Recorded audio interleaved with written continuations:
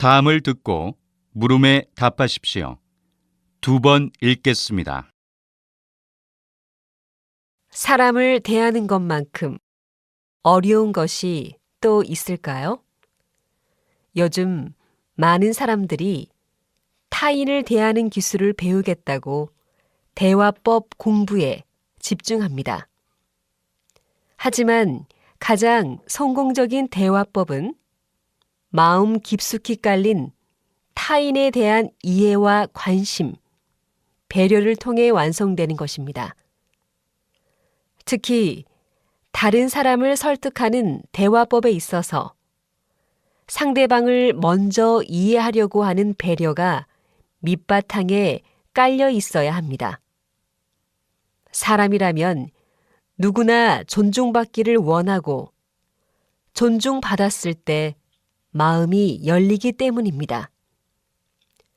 말을 잘 하는 것도 중요하겠지만 이보다 중요한 것은 진심입니다. 결국 대화법보다 중요한 것은 그 사람을 대하는 나의 마음가짐이라고 할 수 있습니다. 다시 들으십시오. 사람을 대하는 것만큼 어려운 것이 또 있을까요? 요즘 많은 사람들이 타인을 대하는 기술을 배우겠다고 대화법 공부에 집중합니다. 하지만 가장 성공적인 대화법은 마음 깊숙이 깔린 타인에 대한 이해와 관심, 배려를 통해 완성되는 것입니다. 특히 다른 사람을 설득하는 대화법에 있어서 상대방을 먼저 이해하려고 하는 배려가 밑바탕에 깔려 있어야 합니다. 사람이라면 누구나 존중받기를 원하고 존중받았을 때 마음이 열리기 때문입니다.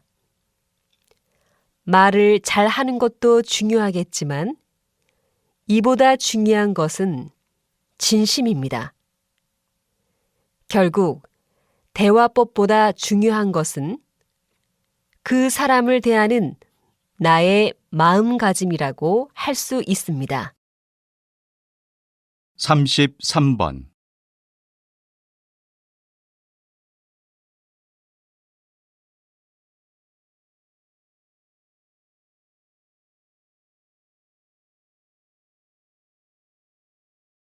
34번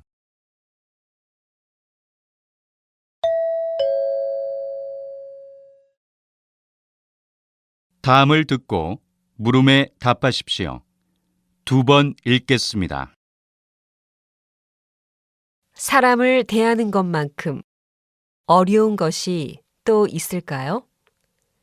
요즘 많은 사람들이 타인을 대하는 기술을 배우겠다고 대화법 공부에 집중합니다. 하지만 가장 성공적인 대화법은 마음 깊숙이 깔린 타인에 대한 이해와 관심, 배려를 통해 완성되는 것입니다.